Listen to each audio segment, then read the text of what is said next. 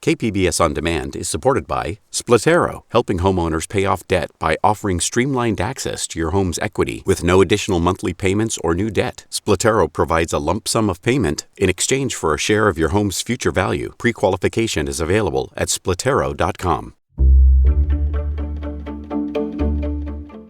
Good morning, I'm Debbie Cruz. It's Tuesday, May 7th. Law enforcement tears down Gaza solidarity encampments at UCSD. More on that next, but first, let's do the headlines.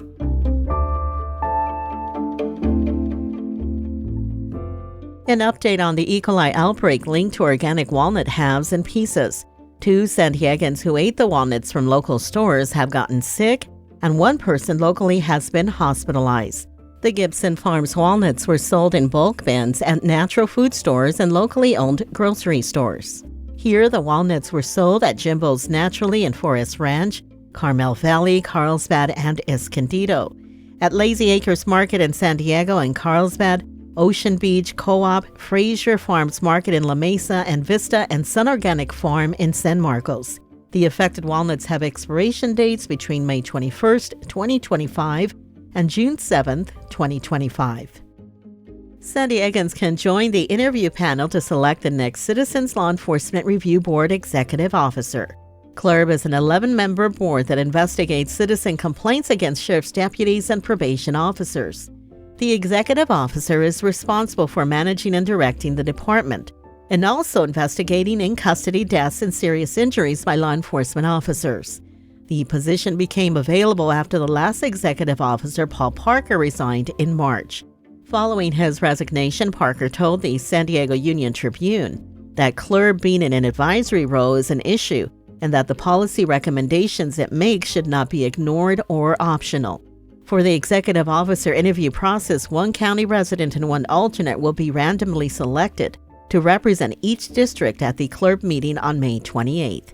If you are interested in participating, email your name, address, and the district you live in to clerb@sdcounty.ca.gov before 5 p.m. on May 23rd. May Gray returns this week, but the National Weather Service says it won't last all day. We can expect cloudy and foggy conditions in the mornings and nights, but during the day the sun will come out. The mountains and desert areas will be windy with the strongest winds expected today. Today's temps in the mountains and coastal areas will be in the low 60s. In the deserts, temps will be in the low 90s, and in the inland areas, it'll be in the low 70s. From KPBS, you're listening to San Diego News Now. Stay with me for more of the local news you need. KPBS On Demand is supported by Splatero, helping homeowners pay for home improvements by offering streamlined access to your home's equity with no additional monthly payments or new debt. Splatero provides a lump sum payment in exchange for a share of your home's future value. Pre-qualification available at splatero.com.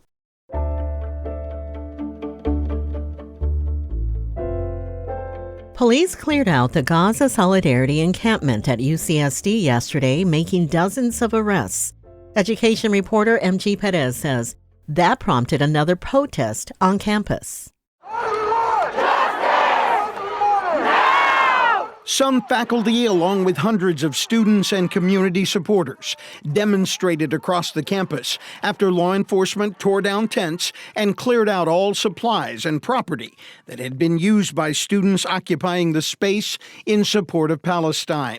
Police arrested 64 protesters, 40 of them UCSD students, the others unaffiliated with the university.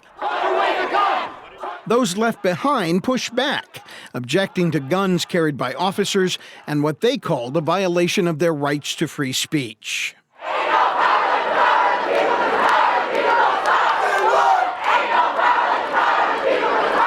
The students arrested have been placed under immediate interim suspension. M.G. Perez, KPBS News.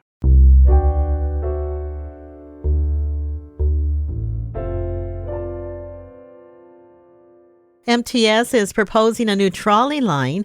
Metro reporter Andrew Bowen says officials hope the copper line will improve the trolley system's reliability.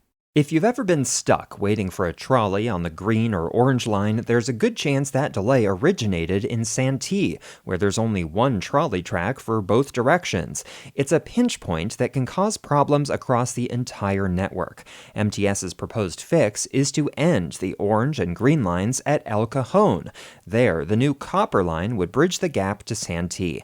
Maxwell Gergen is a regular trolley rider who works in El Cajon. He likes the idea. You aren't going to be having cascading delays caused by the orange line or the green line. And also you're going to be having faster, more efficient service that's more reliable, that you won't feel will strand you. MTS will be gathering feedback from passengers this month ahead of a vote at the Board of Directors on June 20th. Andrew Bowen, KPBS News. Chemicals from the insecticide DDT may be making their way into the food web near Catalina Island, starting at the ocean floor. Reporter Katie Anastas has more on the latest research from UCSD and SDSU. A producer of the insecticide DDT dumped manufacturing waste into the ocean near Catalina and Palos Verdes in the 1940s and 50s. SDSU researcher Margaret Stack says traces of it are still found in marine birds and mammals. But something that we're sort of missing is that middle link. How are we getting DDT from the sediment into top predators? Stack and her colleagues may have found that link near Catalina Island, deep-sea fish and other organisms at the ocean floor. She says it's important to know how the chemicals are entering the food web. The U.S. Environmental Protection Agency says DDT can cause liver and reproductive problems. Katie Anastas, KPBS News.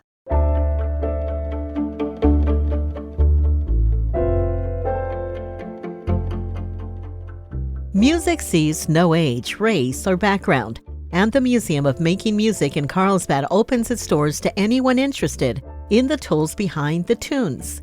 North County reporter Tanya Thorne says the museum's latest renovation gives visitors a more hands-on experience.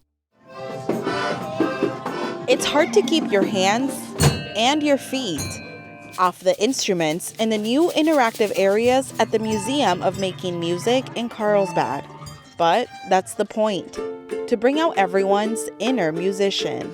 You'll find some what we might think of as traditional instruments, guitar and piano and drums, but then you also have the new electronic instruments, DJ turntables. We have an electric theremin. We've got a new lighting console that you can try out with mixing music. You don't really have the type of experiences you would normally have if you were just picking up a guitar. There's something beyond just playing a traditional instrument here. BJ Morgan is the marketing manager for the museum. He says musical innovations are shaping the way music is made, and they have to follow the tunes. We do like to recognize the newest innovations. This museum is all about innovations, things that help change instruments and what made them the way they are. And over time, you could recognize that, you had a record player maybe back in the 20s and 30s, but what does that look like now? But rather than adding a new exhibit, the museum created 2 new interactive spaces for everyone to try. We realized we've got a lot more opportunity here. And so that was kind of the catalyst for this new remodel, to add even more interactivity and more advantages and a little bit more spaces where we can tell some deeper stories. I don't really play an instrument, but I've always wanted to perform on the stage or do something with an instrument or my voice. And I love this museum. That was 4th grader Eloise Hoffine. We joined her class during a field trip to the museum. The drum circle was really cool because it's everyone beating in it's synchronized swimming, except it was drums. She got to control the beat of the drums for her class before exploring the rest of the museum. We started by watching a really cool informational video about how music gets to your ears, and then we learned about different types of instruments, which was really fun. Then we were playing really cool instruments in this room, and I liked the accordion the best. Hoffine still has some time to discover new instruments. But for sophomores Amaya Fox-Williams and Gina Bono, The field trip to the museum is a trip of rediscovery. Yeah, I like the harp because I wanted to play the harp when I was younger. I guess I got my hopes up a little bit. It's not as fun as I thought it was gonna be, but I definitely want to get back into playing the drums again. I like playing guitar. I kind of wanted to play piano. Well, it gives me a more open mind about what other instruments I could play, or what I could do if I wanted to be in the music industry. BJ Morgan with the museum says music has evolved from our grandparents' age, but it's still cross-generational, and here, age doesn't matter.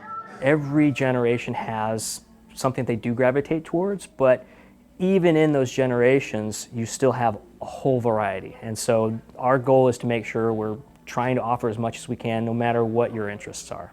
Through donations and grants, the Museum of Making Music is able to offer subsidized school field trips in hopes of inspiring the next line of musicians.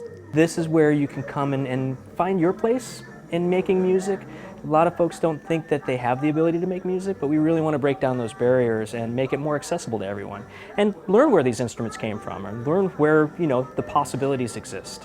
And Morgan says the possibilities never end, adding they offer adult music programs. So we have both a concert band and we have an orchestra program for adults that are interested in learning, maybe relearning, maybe reigniting their passion for music. The museum is open from 10 a.m. to 5 p.m. Tuesday through Sunday, with different concerts and classes throughout the year. Tanya Thorne, KPBS News.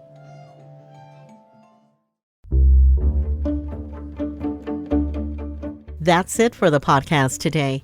As always, you can find more San Diego news online at kpbs.org. Join us again tomorrow for the day's top stories. I'm Debbie Cruz. Thanks for listening and have a great day.